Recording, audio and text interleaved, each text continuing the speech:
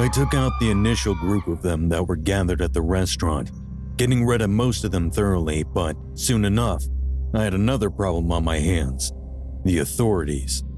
They were on the scene like rabid dogs, storming the place and taking me hostage. I was caged in like a rat and surrounded by officers that were armed to the teeth, leaving me no choice but to surrender instead of going on my shooting spree. I was not trying to take out my anger on the innocent, so I couldn't just barge my way out of there by shooting it through. It would undoubtedly hurt many innocent bystanders in the restaurant. But I did want to get my revenge on the demons and get rid of every single one of them that walked the earth. And I will. One day I surely would have my sweet revenge. Unfortunately, it wasn't that day, as I prioritized people over my thirst. I pitched my guns out the window in lieu of a proverbial white flag and silently let them cuff me as other officers tried to tackle me to the ground with force. Quite redundant, if you ask me, as I was already unarmed and surrendering anyway. I was taken out of the restaurant harshly and forcefully placed in the back of a police cruiser. The officers left to de-escalate the situation in the restaurant when an ununiformed officer slipped his head in the car with a weird grin on his face. He cocked his eyebrow and gave me a nod, as if congratulating me on a job well done, and then said, "I don't know who you're working for, man, but we've been watching that shady-ass crew for a while now that you just eliminated back there." On receiving no response from me after his revelation, he continued on conspiringly. "I'm Detective Hudson, by the way, and I want to know who hired you for that hit job you just did." I finally looked up at him in the rearview, just about done with his stupid good cop routine, and I smiled. "None of my business concerns you or any of your department," I replied, a bit vicious and very mad. He looked into the rear view and saw my eyes starting to glow red, just as I noticed that happening for the first time ever too. And he watched me, shocked, with his mouth parted in surprise, as I disappeared just when the dark smoke started filling up the car, obscuring everything from view. I, on the other hand, instantly reappeared in my cabin, unaware of how I had just popped up at the house with just thinking about it. I was just as surprised as the officer had been. That's when I realized that this new stage in life came with some new powers too. Powers that would need some getting used to. It was going to be a challenge, but over time I knew I could definitely get the hang of them, if only I tried to do so. And what was the best time to start getting a good use out of those sudden powers if not the present? So I grabbed some of my guns and a few daggers, and I closed my eyes, and I could suddenly see in my vision a few demons walking the streets. I pictured their location vividly, and in my mind, I willed myself to appear there. And lo and behold, it worked like a charm. I reappeared on the rooftop of the building just across from where they were standing outside, just the perfect place to get a few perfect shots in. I pulled out the dagger from the holster and aimed it at one of them. I took aim and tossed it through the air and yelled across the street, "Hey, trollface, look up!" I watched them as they quickly turned around, just in time for my dagger to hit one of them right in the forehead, splattering black gooey blood all around. Following him, the others quickly dropped and turned to smoke as I jumped over the other building as more and more demons started running out from the building after hearing the commotion. After seeing me, they quickly got the gist of what was happening there. "It's that Nightwalker! Get him!" shouted one of them as he started running towards me. Every one of them in the vicinity followed suit, and soon there were almost over 20 of them running out and towards me, armed and in human form. I jumped down to the first 3 of them that reached me as I pumped hot lead into all of them, who by now, sensing that I was armed and deadly, had started trying to turn around and run back away from me. That's when things took another turn. The one still alive and able to move started to get away from me and out of there. I pulled one of them off the motorcycle he was trying to swerve away with and took the seat for myself. I had done enough damage to them for the time being to disperse their force, and now I wanted to make my way out of there before the authorities arrived. I did not want to draw any more unnecessary attention and questions towards me, so I decided that I was going to do the job by staying off their radar and get it all done secretly by myself. Later on, Detective Hudson would pull up at the crime scene, all yellow taped off.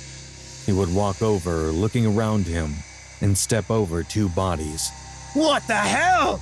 Another massacre on our seats again? He would scream. This must be the second time we've had a homicide of this magnitude in just under a week. He would continue on, not getting any answers. Another officer would walk over to him and hand him a dagger stored in a plastic evidence bag, the only one they would find for now. Later on that night, I decided to pay this Detective Hudson a friendly visit. His words when I was in the custody van kept ringing in my mind, making me think that I might actually get some kind of lead from him, if he really was working on getting rid of the demons. But just before I got the chance to prepare myself and grab my ammo, I fell to the ground groaning in a sudden outburst of pain. It felt like my head was just about to burst. I then suddenly started hearing a voice in my head, a voice that could only be described as nothing but wicked and evil. Nothing will save you. You will die. It was trying to entice me, luring me into the dark side. The voice wanted me to do the bidding of the demons, telling me that they had gotten to me. I fought hard not to succumb to that voice and keep my head right. I tried getting my mind back under control once again, replying to that voice. You may have gotten me now, but you better listen to me. I'm taking every one of your servers down with me if I have to, and that's a promise. I shouted out loud, and that finally pushed the voice out of my head and made the excruciating pain stop. Even though the pain had stopped, I could tell that I did not have much time left on my hands. I did not know for how much longer I was going to withstand the pain and the voice in my head.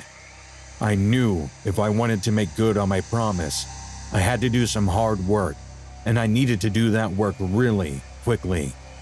There was no other way around it, lest it became too late for me. Luckily, I had gotten the ability to know where to find all the places they were at, and all the most active areas in town.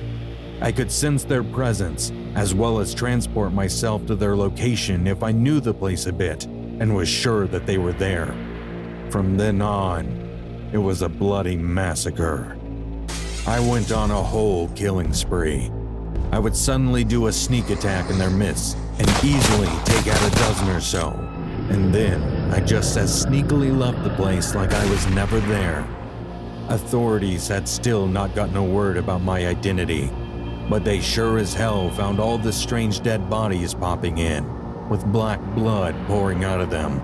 So they were sure to know that something nefarious was going on in the city.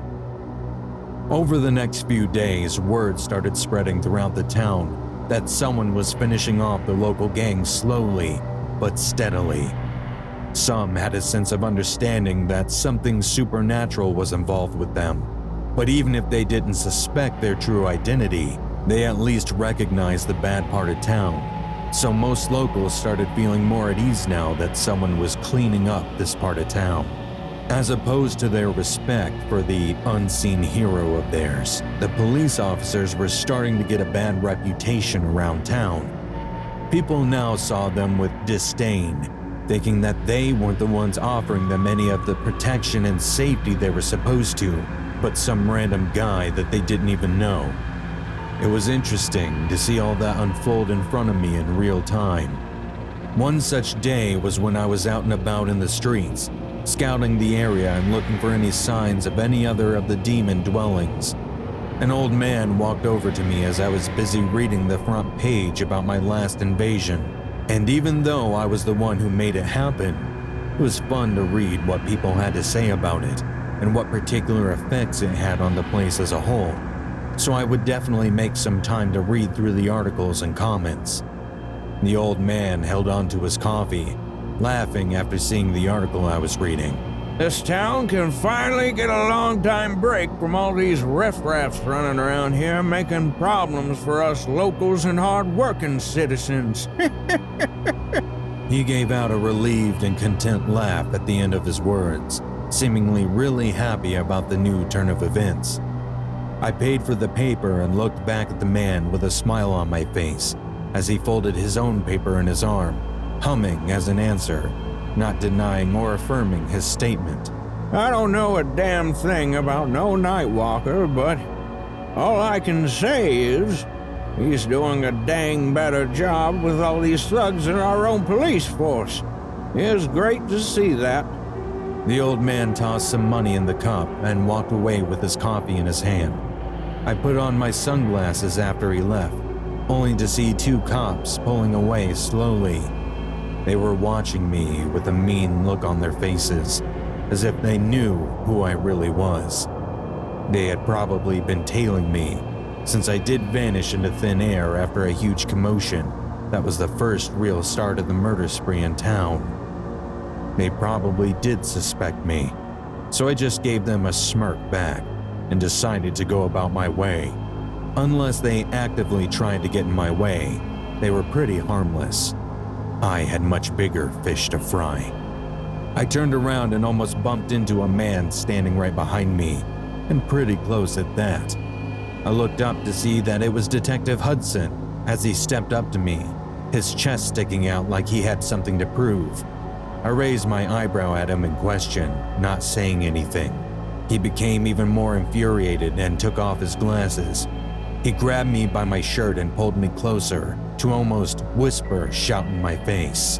I don't know what kind of spells you've got up your sleeve, but I should lock your ass up right now. I pulled down my sunglasses, revealing my eyes as they began to turn red. I don't know what kind of caffeine high you're on right now, Detective, but I'll be very happy to bring you down. Very fast. I threatened him right back, and he backed up with shock written on his face. I ain't got no patience for story time, but I suggest you and your boys stay out of my way, I said, motioning towards the cops that were keeping an eye on me, telling him that I knew of their secret eyes on me. Now let me remove the bad, unhealthy plague on this city. No questions asked.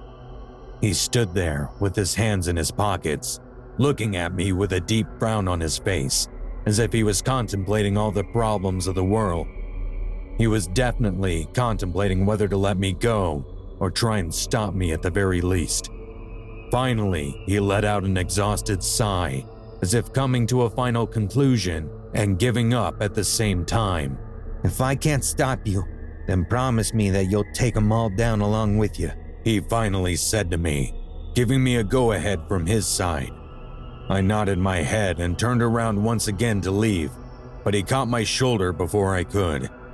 He stepped even closer to me and poured out just enough info that I was going to need to take them all down, making sure that no one else heard him. All of them have a warehouse downtown that they gather at. We suspect that's the main headquarters, and we've been monitoring that place for the past several months, but we never got enough evidence on them to stick and call for a raid. With that said, he stepped back, allowing me to finally leave. I'll take care of that. You just be ready to clean up the mess I'm about to make, I replied. And with a final nod conveying a thanks as well as a goodbye, we went our separate ways. I quickly went to check out the warehouse the detective mentioned, and sure enough, it was their biggest hideout, the headquarters of sorts. A couple of days of keeping a close watch on the place revealed to me that most of them always came there every once in a while, especially around noon. In fact, almost everyone was gathered there at noon, and that was going to be the perfect time for me to attack them all together at once. With the plan now made, I returned to the cabin and got ready for the quite possibly final raid on those demons. I got armed up to the teeth with my weapons this time around, leaving no stone unturned. As I was going to leave, I remembered my long-term project, It was something that I had been working on for quite some time now, and it was at that moment I knew I had been making this thing for just the perfect moment. A bomb of my very own creation, to be precise.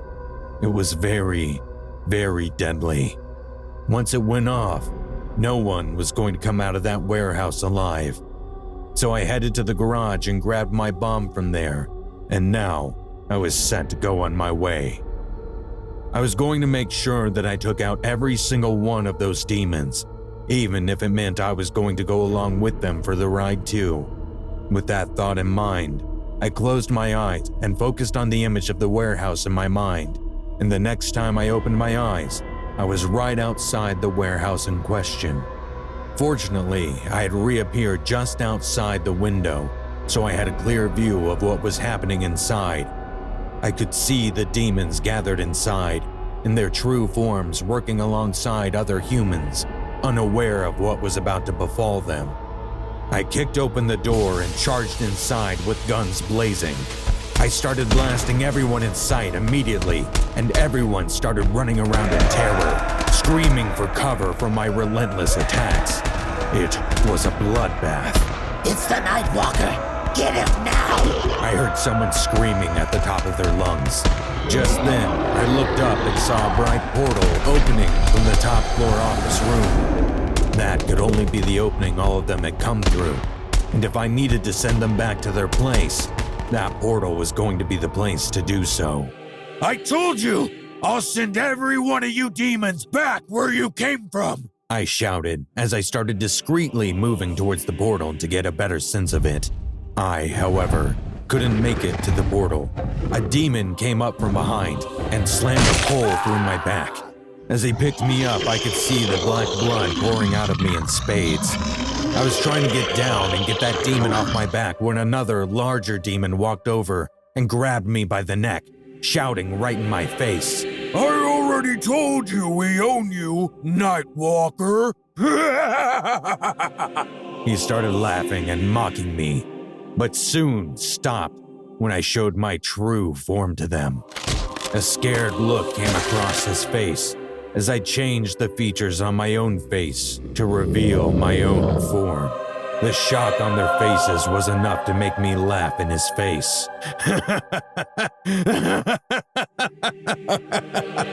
You did not stop anything, but I guess we are all going back together, huh? I pointed towards the office at the top floor as everyone turned to look towards the clock and see as it came to the last 3 seconds. See you all in hell! I shouted one last time at them. The large demon looked back at me, horror in his eyes. No! You fool! Curse you, Nightwalker!